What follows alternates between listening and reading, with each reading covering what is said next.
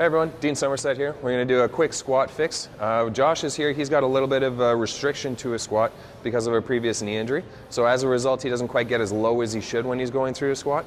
Now this could be something that might be limited by the structure, it might be limited by the soft tissue going through the movement, or it could just be that he needs to train that pattern again. A lot of the time when someone's had an injury, they lose the ability to get into that end range of motion simply because they're scared to get in there because of that previous history of pain. But if we groove that movement and get it used to getting down into that bottom position without pain, he'll be able to do it more when he's loaded, when he's not loaded, and be able to just retrain that movement pattern.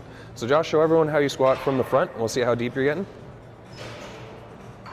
Now Josh is able to get down into a decent position because he's able to get his hips pretty well in parallel with his knee.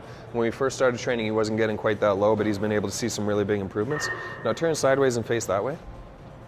Now some people might say that he's taking a really wide squat and he doesn't need to go that wide, but the thing is everyone's going to have a different squat position based on what's ideal for them. So for him, he's able to get a better squat with his knees slightly wider, with his toes pointed out a little bit. Some people might be better narrow, some people might be better really wide. Whatever position he's able to get right to the floor in is best for him. Next one I want you to do, go down to the point where you feel your lower back start to round and stop there. Good, pause there. Now I want you to tighten your core up. Here's the first correction. If you start going into a squat and all the movement comes from your lumbar spine, it's no longer a leg exercise, it's a spinal exercise. So what we want to do is tighten the core up, tighten and brace, hold that. Now pull yourself down to the ground using your hips. No, right there. So you're still rounding your back, okay, and then back up. Good, do that exactly the same way. When you get to the bottom and you feel the spine start to round, pause there for a second, brace hard, and then pull with your hamstrings and glutes. That's much better. He's always going to get a little bit of rounding going on at the bottom because his hips are compensating for his knee. But if we can help him to groove out of that pattern of always using his spine to compensate, we can help to get him back into a natural depth. Do one more rep. Good, not bad. Now next one I want you to do is put more weight towards your heels rather than on your toes. So think of it like a 60% weight on your heel, 40% on your toes. Before you were like 80% on your toes, 20% on your heels. So a lot of people, first compensation they'll do is they don't want to fall backwards, so they'll put all their weight up onto their toes. So they'll lean forward into it, which is putting more pressure on their lower back. By sitting more towards your heel with some weight on your toes, you can actually drop into it with a better ankle position and also with a better spinal alignment. Good, so don't go quite to the bottom. You're starting to get a lot of butt wink happening in there where your spine starts flexing. Keep that spine from flexing as much as you can. So get to the bottom and then pull your hip flexors. Pause right there. Okay, that's the point where he started to break and where his back started around. Hold that tight, keep your chest up. Now flex your hip flexors as hard, right there, that's it. That's the limitation before you start rounding any further. So that's the part where I want you to get to and then stop right there. Okay, do it one more time. There, a little bit too much rounding on the back on that one. So this is one of those kind of things where we got to train him to be able to stabilize his core and not allow his hips to roll underneath. But again, that's a compensation issue that he's got going on. The big improvement that I saw in that was when he was going through it, his knees were bending much more to be able to get him down there. So that knee issue that he had before, he's starting to train through it. Now we just got to work on everything else that's going on up the chain.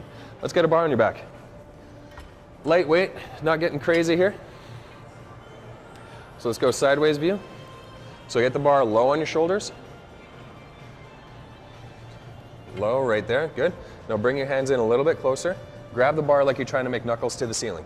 Knuckles to the ceiling. There you go, that's it. Squeeze your lats hard, get the shoulders tight. Good, while your shoulders are pulled back and tight here, the tendency is gonna be to push the abs up and hinge the hips, or hinge the TL junction and have the ribs pop out. So what we wanna do is be able to have the shoulders pulled back and the ribs sucked in tight. So suck your ribs in, right there, good. Now I want you to squat into that movement and do not let anything change up here whatsoever. When you get to the bottom, at the point where you feel your low back start to round, sit back into it a bit more. Right there, good. That's where you stop, and then come back up. Let your torso lean forward, but keep your back tight. Stick your butt straight back, straight back, straight back, straight back, straight back, straight. Right there, good. And back up. Do 3 more just like that. Tight core, tight back. A little bit too much rounding at the bottom on that one, okay? So always, always, always squeeze back here tight. Get your chest up as high as you can. Chest up, chest up, chest up, good. Pause right there. That's your limitation. Come back up. Good. One more. Sit back into it on your heels. Right there. Good. Done. All the way off. Yep, I got you. So a couple of easy cleanups to make him be able to get deeper into a squat from the bottom up. The next things that we have to work on are just clearing up the upper body to make sure his thoracic spine can get into position to hold that bar, get his shoulders back, and then make sure he's able to maintain everything from the waist up while he goes deep into his squat. Thanks for watching.